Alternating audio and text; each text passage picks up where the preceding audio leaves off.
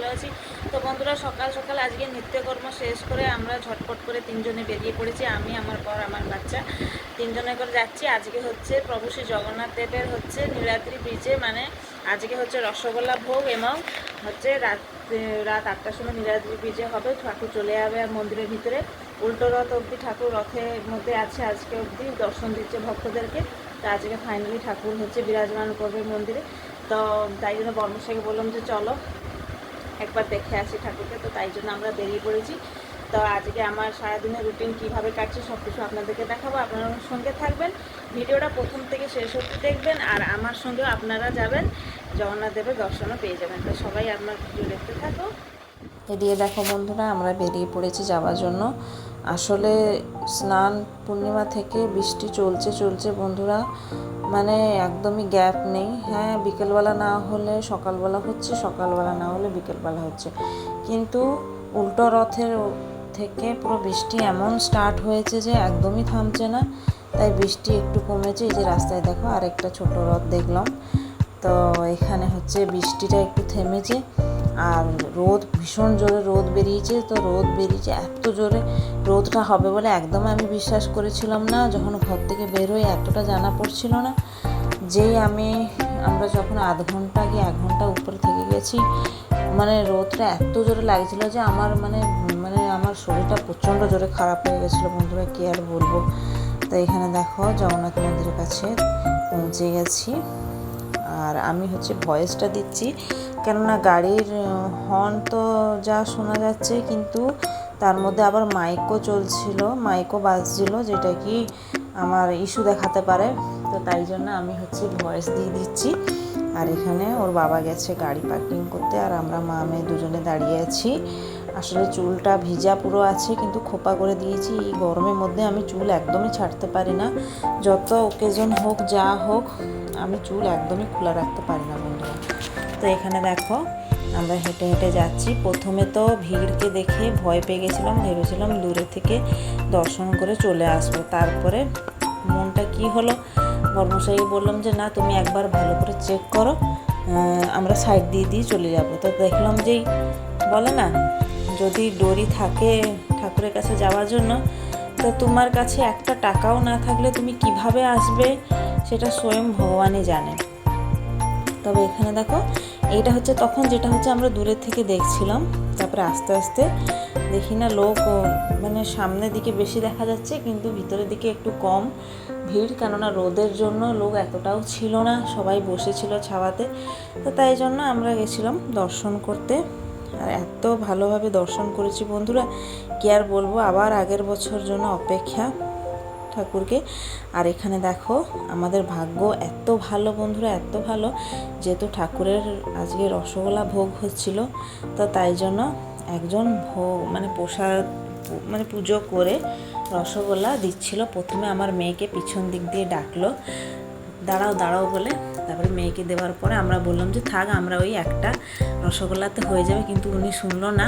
একজন ভদ্র ব্যক্তি, যেহেতু ভগবানের রূপ নিয়ে এসছে, যেটা আমি বলতে পারবো, বর্মশাইকে একটা, আমাকে একটা, আমার মেয়েকে, তিনজনকে 3টে রসগোল্লা দিয়েছে, যেটা কি ঠাকুরের কাছে পুজো হয়ে এসছিল। আর আমরা তো ভোগ পুজো করতে পারবো না বন্ধুরা, যেহেতু আমাদের এখন হচ্ছে বছরে যায়নি, তো তাই জন্য তো আমরা ভাবলাম যে প্রদীপ বসিয়ে দিই। তাই এখানে প্রদীপ বসাচ্ছিলাম, আর খুব বেশ ভালোভাবেও জ্বলছিল। মানে ঠাকুরের লীলা আছে, মানে আমাদের ভাগ্য আছে যে আমরা দর্শন করি, এটাই সব থেকে বন্ধুরা বড় কথা। তা যাই হোক বন্ধুরা, খুব ভালোভাবে দর্শন করেছি, তোমরাও আমাদের সঙ্গে দর্শন করে নাও। আর কে জানে, আমি জানি না, আমি যখনই জগন্নাথ ঠাকুরকে দেখি আমার চোখ থেকে অটোমেটিক জল চলে আসে, সে টিভিতে হোক বা রিয়েলে হোক বা যেরকমই হোক না কেন। তো যাই হোক বন্ধুরা, এখানে পুজো দিয়ে একটু আমাদের নিজের বাড়িতে চলে এসেছিলাম, মানে নিজের ঘরে। তো ওখানটা হচ্ছে এটা হচ্ছে কাকুর বাড়ি। তো ঠাকুরের কাছে একটু পুজো দিয়ে তারপরে একটু বসবো বলে ভেবেছিলাম। তারপর বর্মশাই বললো না চলো, বাড়িতে গেলে আবার রান্না বান্না হবে, বাজার হাট আরও ছিল না বাড়িতে, তো নিতে হবে, যেহেতু সোমবার ছিল, নিরামিষ হবে, আর কিছু আনাজ সবজি দরকার। তাই এমন রোদের মধ্যে বন্ধুরা কিছুই ভালো লাগছিল না।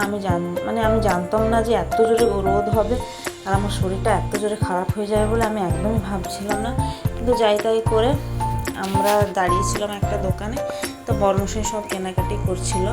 কিন্তু এখনও অবধি দেখো বন্ধুরা বাজারে হচ্ছে ভিড় কমেনি, যেহেতু রথ।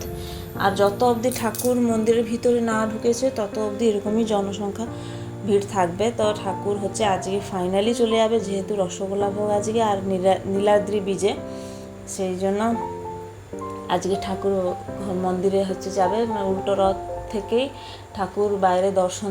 এতদিন ধরে তো বৃষ্টি তো হবেই না বলো। তবে এখানে দেখো বাজারে চলে এসেছি, এখানে সবার প্রথমে আম কিনছিলাম, আর এই দোকানটাই আমরা দাঁড়িয়েছিলাম বর্মশাই, আর বাকি বাজারহাট সব করেছিল। ঘরে এসে পৌঁছেছি, আর এত রোদ আপনারা তো দেখছিলেন ভিডিওর মাধ্যমে। আমার তো অবস্থা পুরো বার বেজে গেছে। আমি যত রোদেও থাকলেও আমার এরকম কোনো দিন লাগে না, মানে এত ক্লান্ত লাগছে যে বলার নেই। মনে হয় এই সময় ওরকম লাগে। তো যাই হোক, কিছু তো নেই, ব্রেড আছে, এই যে বাটার দুটো নিয়ে এসেছি, ওইটাকে হচ্ছে আগে খাবো, তারপরে কি কি বাজারে এনেছি সেটাও আপনাদেরকে দেখাচ্ছি। এদিকে দেখো বন্ধুরা, এখানে আম তো কিনছিলাম, দেখিয়ে দিয়েছি তোমাকে। আর এখানে হচ্ছে ডাল, আর এটা 5 ফোড়ন, আর এখানে হচ্ছে এটা ঝুড়ি ভাজা একটা কিনেছি, আর এখানে দেশলাই প্রচুর অভাব আমার ঘরে। আর এখানে আর এদিকে দেখো একটা বাঁধাকপি এনেছি, এই বাঁধাকপিটা ভাজা করব, ডাল করব, ব্যাস, আর কোনো কিছু না। এখানে আলু, পেঁয়াজ, টমেটো, আদা, রসুন, ব্যাস, এই বাজার আজকের। বন্ধুরা বাইরে থেকে আসার পরেই মানে দর্শন করে আসার পরেই হচ্ছে ড্রেস চেঞ্জ করে নাইটি পরে এই তো দুটো রুটি খেয়ে চলে আসলাম রান্নাঘরে, কেননা আজকে বেলা হয়ে গেছে অনেকটা, এখন 1টা বেজে গেছে বন্ধুরা। দুপুরের মেনুটা তোমাদেরকে দেখাতে এসেছি। যেখানে ডাল হয়ে গেছে, এটা হচ্ছে হরড় ডাল, তো এটাকে হচ্ছে ফোড়ন দিয়ে দিয়েছি বন্ধুরা, এই যে দেখো ফোড়ন দিয়ে দিয়েছি হয়ে গেছে বলে। আর এখানে হচ্ছে ভাতও ফুটতে এসছে, আর একটুখানি হবে, ব্যাস হয়ে যাবে। তারপরে এখানে দেখো এটা বাঁধাকপি ভাজা হবে, বাঁধাকপি আর আলু কেটে রেখেছি, ভাজা বলতে কি চচ্চড়ি মতন হবে, মাখো মাখো। আর এখানে হচ্ছে আলু সেদ্ধ, এই যে আলু সেদ্ধ করে রেখেছি, ডালের মধ্যে দিয়ে দিয়েছিলাম, তাই আলুটাকে ভর্তা করব। আজকে রান্নার ব্লগ এতটাই, মানে রান্নার ব্লগ বলছি, আজকে আমার ডেলি রুটিন ব্লগ এতটাই। আর রান্নার মেনুটা আপনাদেরকে দেখিয়ে দিলাম। তবে আজকে আমার এই ভিডিওটা আপনাদেরকে কেমন লাগলো বন্ধুরা অবশ্যই কিন্তু কমেন্ট করে জানাবেন। আবার দেখা হবে একটা নতুন ভিডিওর সাথে। আজকে এতটাই থাক, আবার দেখা হবে আগামীকাল একটা নতুন ভিডিও। দেখো বন্ধুরা সব হয়ে গেছে, এই যে বাঁধাকপি ভাজাটা, সেটা আপনাদেরকে দেখাইনি, এই যে দেখিয়ে দিচ্ছি। একটাই বাঁধাকপি এনেছিলাম, যেটা দেখিয়েছিলাম, ওইটা পুরোটাই আমি করে দিয়েছি। এখন দিনের বেলা খাবো, আর অল্প রেখে দিলে রাত্রিবেলা হচ্ছে পরোটা হবে, পরোটার সঙ্গে খাওয়া হয়ে যাবে বাঁধাকপি তরকারিটা। দেখো বন্ধুরা আলুর ভর্তা হচ্ছে, এই যে ব্যাস মেখে দিলাম। আজকে রান্নার মেনু হচ্ছে আমাদের। দেখো কত জোরে জোরে বৃষ্টি, দেখো তখন কত রোদ হচ্ছিল, এখন দেখো বন্ধুরা কত জোরে বৃষ্টি হচ্ছে। আর আমার এখানে লাঞ্চটা রেডি হয়ে গেছে, এই যে বাঁধাকপি মাখো মাখো করে তরকারি, ডাল, আর এখানে আলু ভর্তা, তার বাদে আছে আম। তো বন্ধুরা আজকে রান্নার মেনুটা কেমন লাগলো আপনাদেরকে অবশ্যই বলবেন। আর আপনাদের ওখানে বৃষ্টি হচ্ছে কি না? এই যে আমাদের এখানে বৃষ্টি হচ্ছে। আর আজকে তো সোমবার, তো দেখো কত রোদ হচ্ছিল, আমি মন্দিরে গেছিলাম, এখন কত জোরে জোরে বৃষ্টি হচ্ছে। যে দেখো বন্ধুরা আমার মেয়ে আর ওর বাবা কিরকম নৌকা ভাসাচ্ছে, দেখেছো? পুরো আমাদের ঘরের সামনেটা দেখো বন্ধুরা কি হয়েছে অবস্থা। আমরা কোন দিক দিয়ে যাব, আমরা রাস্তা খুঁজে পাচ্ছি না। এতবেলা যদি আমি গ্রামে থাকতাম না বন্ধুরা, এখন তো এইখানে তো কই মাছগুলো ভাসতো। এই যে দেখো আমাদের সিঁড়ি পুরো ডুবে গেছে, কি অবস্থা। ওয়াও নিনি দেখ কত দূরে চলে গেছে।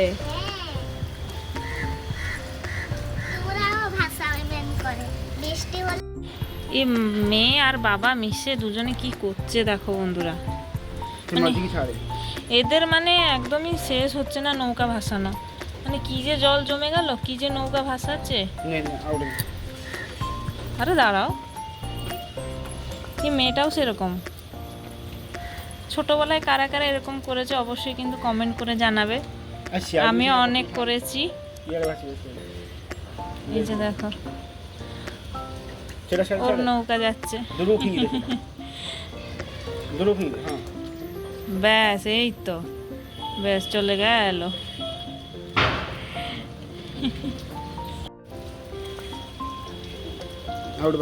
এই যে আমার মেয়ে আর ওর বাবা। এইটা তুমি। ও এটা আমি?